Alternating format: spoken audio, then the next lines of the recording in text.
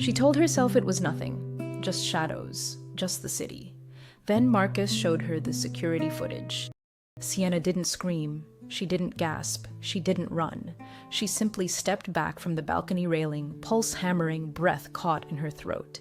The figure on the rooftop across the street didn't move, didn't hide, didn't pretend they weren't staring directly at her. A chill crawled up her spine. She blinked, once, twice, and the figure finally stepped back into the shadows, swallowed by darkness. Gone. Sienna gripped the railing, trying to steady her breathing. She wasn't the type to jump to conclusions. New York was full of strange people, strange moments, strange coincidences. But something about that figure felt wrong, intentional, targeted. She turned toward the penthouse interior, expecting Marcus to be standing behind her, ready with some cryptic explanation or infuriating command, but he wasn't there. The balcony was empty. The penthouse was silent. And Sienna was suddenly very, very aware that she was alone in a place she didn't understand, under the roof of a man she barely knew, with a stranger watching her from across the city. She stepped inside and shut the balcony door, locking it even though she knew it wouldn't matter. This place probably had more security than the White House. Still, the lock made her feel better. A little. She headed down the hallway toward her room, trying to shake the unease. She needed sleep. She needed to stop imagining things. She froze. Marcus stood in the hallway, leaning against the wall, arms crossed, watching her. Her heart jumped. Jesus, don't do that. He didn't move. You're pale. I'm tired. No, he said quietly. Something happened. Her pulse spiked. Nothing happened. Marcus pushed off the wall and stepped closer. Don't lie to me. She hated how he said it. Not angry, not loud, but with a certainty that made her feel exposed. I'm not lying, she said, even though she was. Marcus's eyes narrowed. Try again. She crossed her arms. I don't owe you every detail of my life. You do, he said, when you're living in my penthouse. Her jaw tightened. You don't own me. I don't need to own you, he said. I just need you alive. The words hit her harder than she expected. Alive. Why would he say that? She swallowed. I'm fine. Marcus stepped closer, close enough that she felt the heat of him, close enough that she had to tilt her chin up to meet his eyes. Something scared you, he said. Tell me what it was. Her breath shook. I said I'm fine. His gaze flicked over her face, her eyes, her cheeks, her mouth, searching for the truth she refused to give him. Then he exhaled slowly. You're a terrible liar, she glared at him, and you're exhausting. A faint smirk touched his lips. Get some sleep. I was trying to. Try harder. She wanted to shove him. She wanted to scream. She wanted to tell him about the figure on the rooftop, but something stopped her. Not fear. Instinct. Marcus Blackwood didn't react to threats the way normal people did. If she told him someone was watching the penthouse, he wouldn't panic. He wouldn't call the police. He wouldn't reassure her. He would hunt. And she wasn't ready to see what that looked like. So she brushed past him and walked to her room. Marcus didn't stop her, but he watched her until the door closed. Sienna woke up to the sound of her phone buzzing. She blinked at the screen. 6:01 a.m. Shit. She jumped out of bed, threw on clothes, and rushed into the hallway. She didn't know why she cared about being 1 minute late. She didn't know why her stomach twisted at the thought of disappointing him. She just knew she didn't want to deal with Marcus's reaction. She found him in the kitchen, already dressed in a charcoal suit, tie perfectly knotted, hair slightly damp from a shower. He didn't look at her when she entered. You're late. It's 1 minute. 1 minute is still late. She clenched her jaw. Good morning to you, too. He finally looked at her, slow, deliberate, assessing. You look tired. I didn't sleep well. Why? She hesitated. New place. He didn't believe her. She could see it in his eyes, but he didn't push.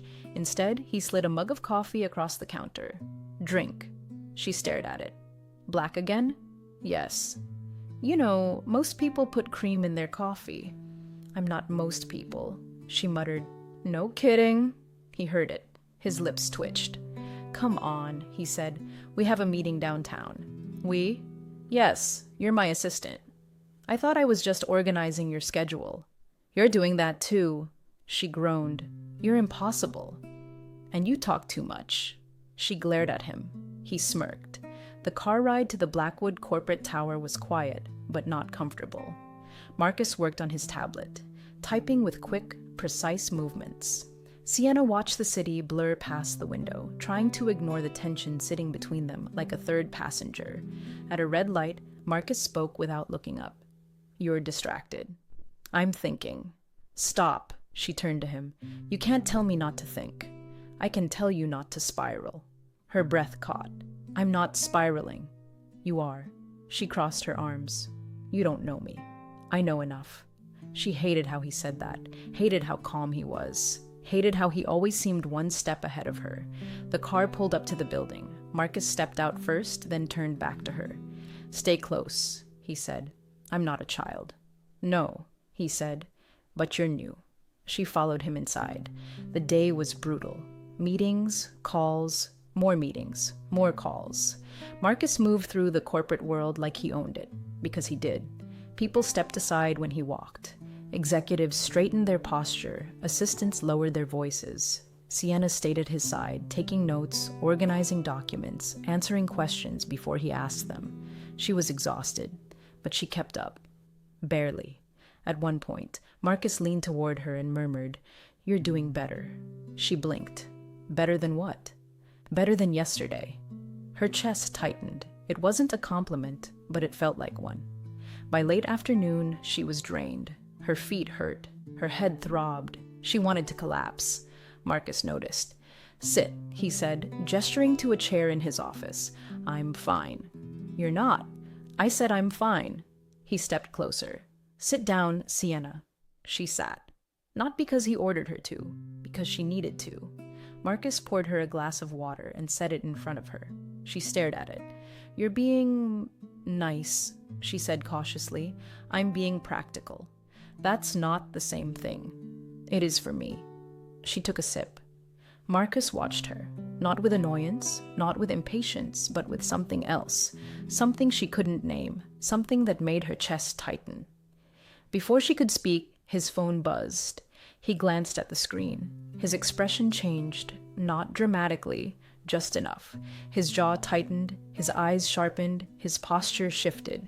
What is it? She asked. Marcus didn't answer. He walked to the window, staring out at the city. Marcus? He finally spoke. Someone was on the rooftop across from the penthouse last night. Her blood ran cold. She gripped the armrests. How do you know?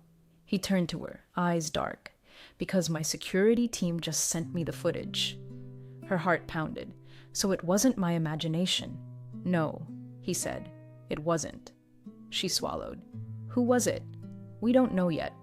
Her voice shook. Are they dangerous? Marcus stepped closer, his presence overwhelming. Yes. Her breath caught. Why would someone be watching your penthouse? His gaze locked onto hers. They weren't watching my penthouse. She frowned. Then what? They were watching you. The room tilted. Sienna gripped the chair harder. Why would anyone watch me? Marcus didn't blink. Because you're connected to me now. Her pulse raced. I didn't ask for that. No, he said quietly, but it's too late. She stood abruptly. I need air. Marcus grabbed her wrist, not hard, but firm enough to stop her. Sienna. She looked up at him, breath shaking. His voice dropped, low and steady. You're not safe on your own. Her heart pounded. What are you saying? I'm saying, he said, stepping closer, that whoever was watching you last night might not be done. Her stomach twisted. Marcus. You're staying close to me, he said. From now on. She shook her head. You can't. I can, he said. And I will. Her breath caught. Why do you care? His jaw tightened. He didn't answer. He didn't have to. The air between them shifted, charged, electric, dangerous. Then his phone buzzed again. He looked at the screen. His expression darkened. He turned to her. Pack a bag, he said. We're leaving the penthouse. Her pulse spiked. What? Why? Marcus stepped closer, eyes locked on hers. Because whoever was watching you last night just showed up again. The figure wasn't just watching. They were getting closer, And now Marcus says they need to leave. Tonight. Chapter 5 continues now.